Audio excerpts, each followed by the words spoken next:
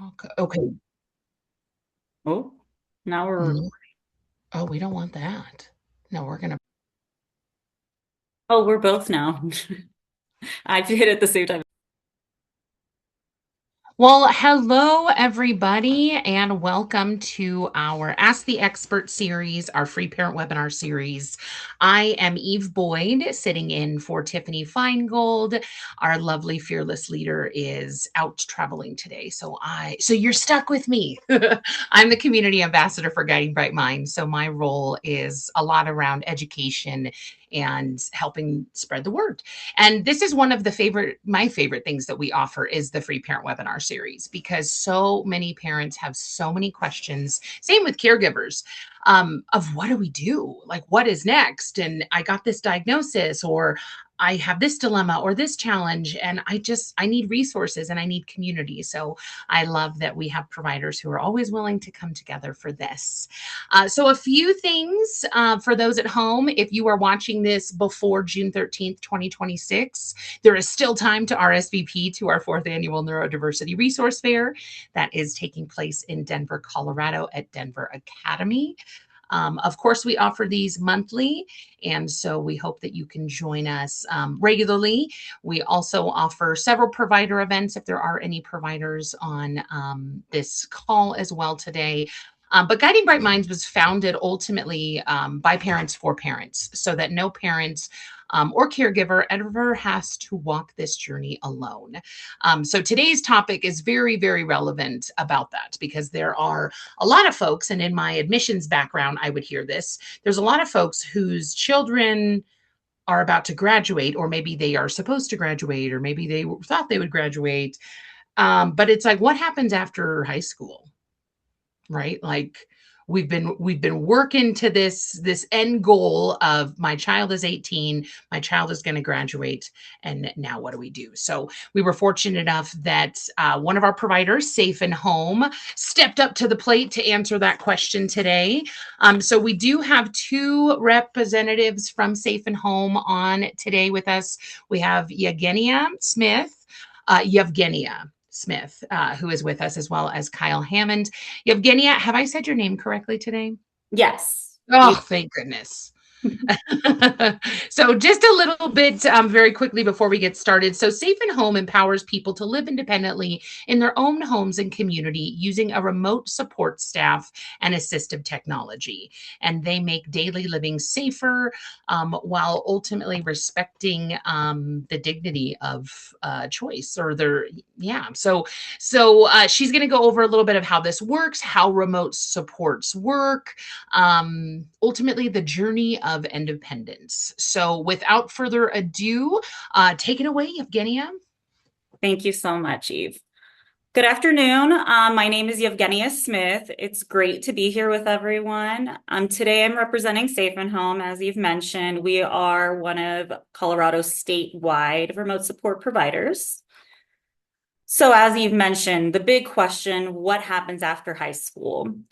It often brings uncertainty about independence, safety, and long-term support. Some families feel stuck between doing everything themselves or letting go too quickly. Today, I want to acknowledge that feeling and share that there are other flexible and supportive options to achieving independence. Until recently, remote supports were approved as a standalone service on five of Colorado's HCBS Medicaid waivers. But as of July 1st, 2025, remote supports has transitioned to community first choice, a major shift that has opened many doors, including for transitioned aged youth. Something to note, typically remote supports are not available for members on the DD waiver due to overlap in billing. But it is available and accessible to members that are on CES and CHIRP. Remote supports are built around a person-centered approach, meaning everything is tailored to each individual's unique needs, preferences, and daily life. What makes this model unique is that it combines real human connection with technology. Individuals have 24/7 access to trained staff, while assistive technology helps support the routine, safety, and independence in the background as a supplementary tool. This isn't about replacing people. It's about enhancing support in a way that feels natural and flexible. At the heart of all of it is the focus of dignity, safety, and choice, giving individuals the right level of support while also creating space for independence and autonomy over time. When we talk about independence, it's important to consider that it looks different for everyone. Some individuals, independence might mean living alone. For others, it might simply mean being able to complete their morning routine without having their main caregiver supporting them. SafeInHome incorporates tailored supports while allowing individuals to still make their own choices and building daily skills. We provide a layer of support that's there when you need it, but not intrusive. It allows individuals to try things on their own, build confidence, and still have someone available for guidance, reminders, or safety 24/7. So instead of choosing between two extremes, full independence or full support, families are able to find a balance that evolves over time and truly fits their child's needs. I'd like to share a quick story about Emma and how she's gained greater independence with the support of SafeInHome.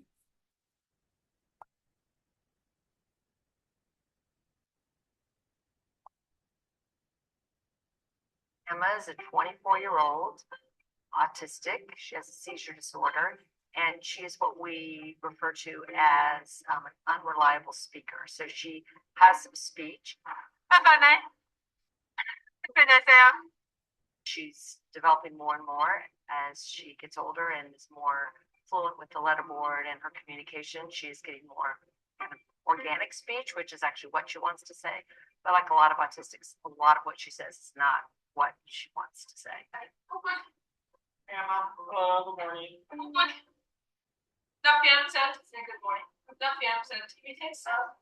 Early diagnosis, it was very intense. There's just no other way around it. It wasn't really very easy to leave the home.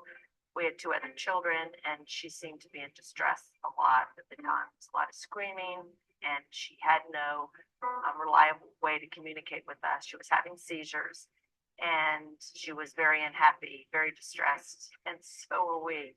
She had never been formally taught in school, and one of her early responses to us was that I had been listening all of my life. Yeah, it's overwhelming to a parent, right? I remember the first Christmas after we started using the letterboard for our speech therapist. Elizabeth asked, "What do you want for Christmas?" And she said, "Oh, my parents have given me everything I need or want. What I'd really like is for my mother to read to me." But the minute we knew and she made that request, the journey began, and it was very exciting. And I asked her if she could ever see herself living in her own apartment, and she said, "Yes, it's absolutely what I want for my life. I want that life." And that was when we had to start thinking of everything differently. Because after someone communicates something to you, we needed to make it happen. We need to deliver on that promise. So we didn't have a lot of this figured out when we moved in, but we kind of made the jump and then we figured it out. And fortunately, early in that journey, we came across our friends at SafeInHome. So if we have someone who does not talk or is not just going to pick up the phone and call us, we have to have a way to be able to check on her. She has to be able to reach out to us to let us know she doesn't feel good. She's out of milk, she needs groceries, she wants to see us, she's bored, she's lonely, whatever. So we knew that we needed to set up a system to do that. So we knew we needed some type of ring technology at the door. We needed mom or dad or caregiver to get a ping to know she was safe to open the door. We wanted to know what was going on at night. We now know that when we get our report from SafeInHome, that it is not uncommon for Emma to be up 20 times between 2 and 4 a.m. Doing I don't know what. They're not cameras, which is wonderful. It protects her privacy, but we know she's up and out of her bed doing something in the bedroom. So if she's having more seizures the next day or she's really unregulated, I now know why. The main thing we're using our SafeInHome tablet for now is for check-ins. She is used to hearing the ring, having her go over and touch the tablet and seeing one of her friends at SafeInHome greet her and her to get comfortable with them and have a conversation. But what we're hoping for Emma is this going to be an opportunity for her to reach out if there is an emergency. Emma and her friends should be able to go out for a walk by themselves. They would not need us to always be going with them, that they're learning safety on the streets.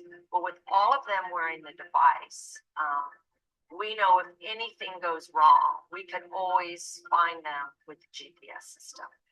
I don't even think I understood what a big deal it is for someone to take care of their own medications. She's mastered this huge task that she needs to do to be able to live independently. So the device goes off with a beeper. She may or may not get up to it right away, but the beeper will go on until she addresses the medication issue. And mom or dad get to continue to do whatever they need to do wherever they are. I mean, we cannot fake the joy that she is experiencing in her life. I mean, she is living a self-determined life. This is what she wants, and she's doing it, and we could not be prouder. I would encourage families to talk to SafeInHome, do it earlier, and get this technology in place so the parents and the child, when they're ready to transition out, it would already be in place and they would have that confidence to do it. Wow, that was so powerful. And the quote that really stuck out to me is, I have been listening my whole life. Wow. Absolutely. So it's one of my favorite stories that we share. It shows a meaningful look into Emma's journey, showing how technology and human support work together to help her build her independence and reach her goal of living independently. It also highlights something many families don't expect, valuable insight into daily routines and behaviors. And that helped her family better understand and support her in ways they weren't able to previously, just due to the lack of information that they had. Remote supports combines two important things: the real human connection and smart technology. Trained staff is available 24/7 alongside the technology like sensors and wearable devices that help support safety and daily routines, but in a non-intrusive way. But the key is that the technology never acts alone. There's always a real person responding when support is needed. So why remote supports? One of the most important lessons that we learned from the pandemic is that technology can serve as a bridge to connection, not a barrier. Remote supports reflects this by providing flexible, on-demand assistance that meets people exactly when they need it. Unlike traditional in-person supports, which follow a fixed schedule, whether it's needed or not, remote supports are available in real time, offering face-to-face support 24/7 that adapts to a person's natural routines and daily life. Remote supports act as a layered service, complementing existing supports and filling in existing gaps. For example, on days when homemaker services are not available, remote supports can step in to assist with non-hands-on needs, such as answering questions, helping troubleshoot everyday challenges. This allows in-person providers to focus on essential physical tasks during their scheduled visits. Simple everyday support can make a big difference. Some examples are, is my milk expired? When is my next doctor's appointment? Can you help me figure out what to make for dinner? When individuals share their schedules with remote supports, we can also provide the appointment reminders, guidance while preparing for their day, and prompting for hygiene routines, check-ins, and encouragement. This approach promotes independence while encouraging support and always available when and where it's needed most. So when to start? What makes remote support service especially effective is starting early. Services can begin while a child is still living at home, where support might look like simple reminders, building routines, and developing independent skills in small, meaningful ways. Over time, these supports grow with your child, evolving gradually from simple prompts into greater independence and confidence. As your child transitions into adulthood and possibly independent living, remote supports can move with them, providing a sense of consistency and familiarity during what can often be a time of uncertainty. This approach can also reduce caregiver pressure and stress, giving families more balance and peace of mind. Sorry.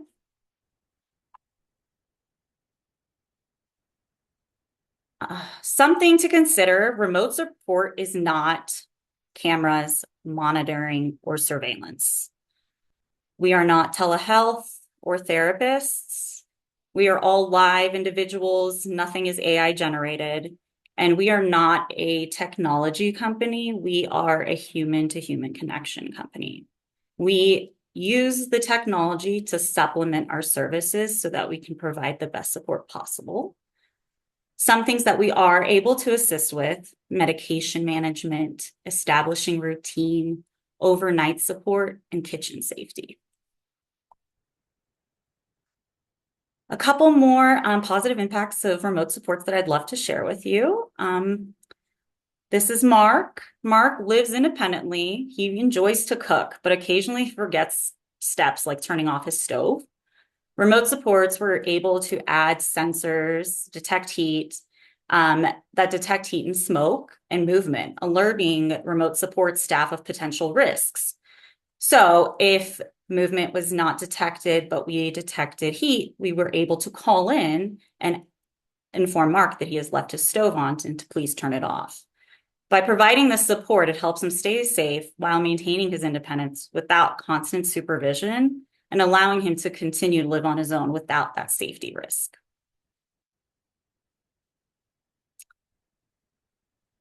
The next story is about Jeff. Initially, he relied heavily on his aging mother for daily support, but wanted to stay independent and avoid a host home. Remote supports were introduced while he was still living at home, helping him manage medications, routines, and weekly planning while gradually building independence.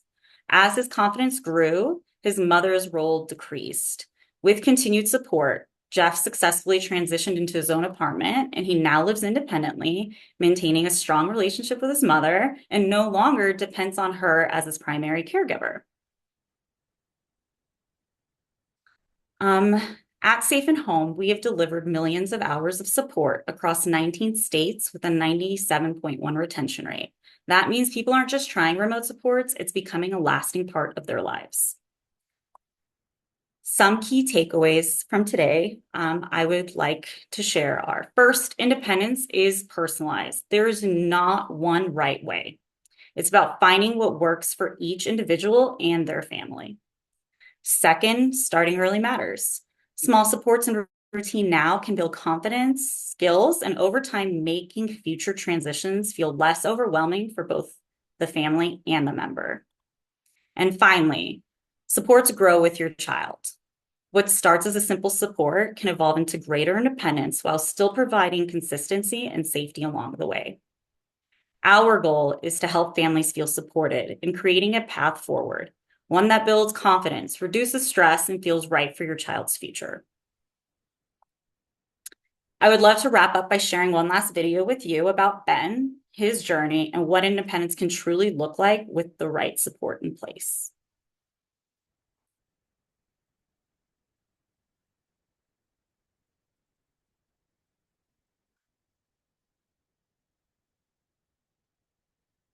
Ben is 25 years old, and he's living in his own apartment, which is beyond our wildest dreams. He was diagnosed at age 3. When we finally got a diagnosis of autism, it was a relief that, okay, now we know what to call it. Ben was not speaking. Not only was he not speaking, he was not responding to language. So he didn't respond to his name. He didn't respond to common commands like come, stop, stand up. He didn't respond to anything. And that's what was very heartbreaking in the beginning, is realizing that he didn't know who he was and he didn't know who we were. No sense of his place in space. I remember when Ben started kindergarten, the teacher said, "So, Mrs. McGann, what are your expectations for Ben?" And I said, "My expectations are that he will learn and matriculate the kindergarten curriculum." And she said, "Oh, ha, ha, ha, ha. No, really, what do you really expect?" And I just realized then that, this isn't going to work. Ben's dad and I agreed that we didn't know where this journey was going to take us, but we were going to hit the wall at full speed. We're not going to give up on this kid. we have the flashcards with sign language because we realized he needed a way to communicate. So we would hire students and come do after school therapy with Ben, tutoring with Ben. We hired teachers to come and teach Ben. The speech grad students are coming in and we're just doing everything we have with this kid. I remember calling the speech therapist and said, you know what, it's been great, you've been wonderful, he's made amazing progress, but it's clear he's not gonna speak. And it was at that time that his therapist said, I just want to try one more thing. I've just heard about this new approach. I just want to try with Ben. Within weeks, Ben was expressing thoughts that we never knew he had. He demonstrated comprehension. He demonstrated analytical thinking, critical thinking. He demonstrated wit. To be a mom and having been told for years what your child will never do, what your child will never learn, what your child will never accomplish. And then at this stage, for him to be able to pick up the board and say, Mom, I love my life. You know, it is so vindicating. And what you learn once they're able to communicate is they remember everything. What's your name? Do you remember her? What's your name? Wow, Ben. You were so young in that movie. How do you remember this?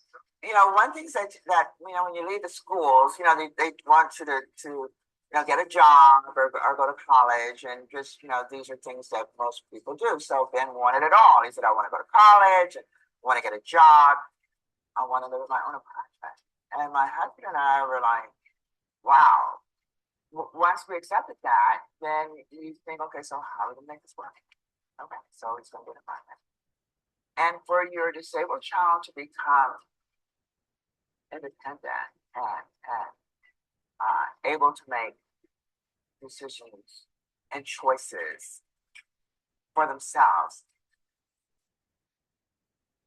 just really, I think, increases your commitment to make certain they can do so safely. And again, that's where SafeInHome comes in.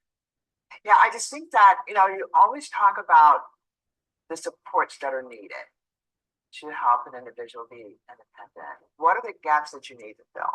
You know, we needed to make sure that we address the security issues. Yeah.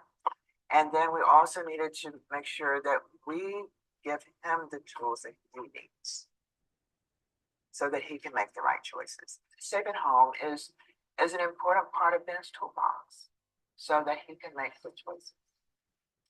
This isn't the end of the transition. You know, the next stage of the transition is when we're not here to talk with SafeInHome, and we're not here to ask that he load the medicine dispenser. And you're hoping that we use this period of time so that he builds the skills that he needs to go forward in his later years. I want to save the audience about I'm so sorry. people that have autism. You've accomplished so much. What do you want people to know about what people with autism can do?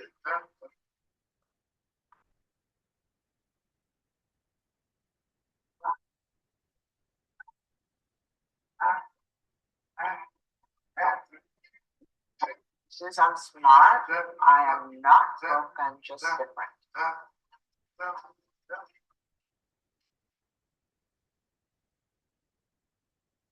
That's one of my favorite stories to wrap up with. I just find it so powerful, the team that Ben has behind him that has led to his independence. And it's just such a beautiful story. So thank you so much for taking the time to be with me today. If you have any questions about SafeInHome, please feel free to scan the QR code on the screen to visit our website. There's many more stories and videos that we share there. My contact information is also on the screen. Please feel free to reach out to me then. And if you have any questions now, I'm also happy to answer them. Thank you so much for that. And thank you for the videos that provides, I think, even better context to the extent of what you all offer rather than just reading it. So yes, we'll hold for a few for questions, any comments. I'm curious. So And I'm going through this with a friend right now where her child is 10 years old and they kind of believe that, this child will never go to college, will never live independently. I see her, and maybe I'm biased because I work in the field, but she's so bright, and even hearing Ben's story and these other stories. So what is, how do we get parents to understand that there are resources out there like this, and that their child, this actually could have a different trajectory? So attending meetings like this would probably be the biggest.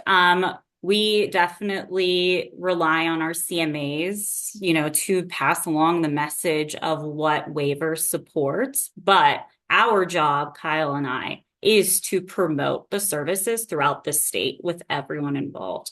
Um, I don't, it's hard to know because it depends on the parent and what the the barrier is there. So that's the Yeah.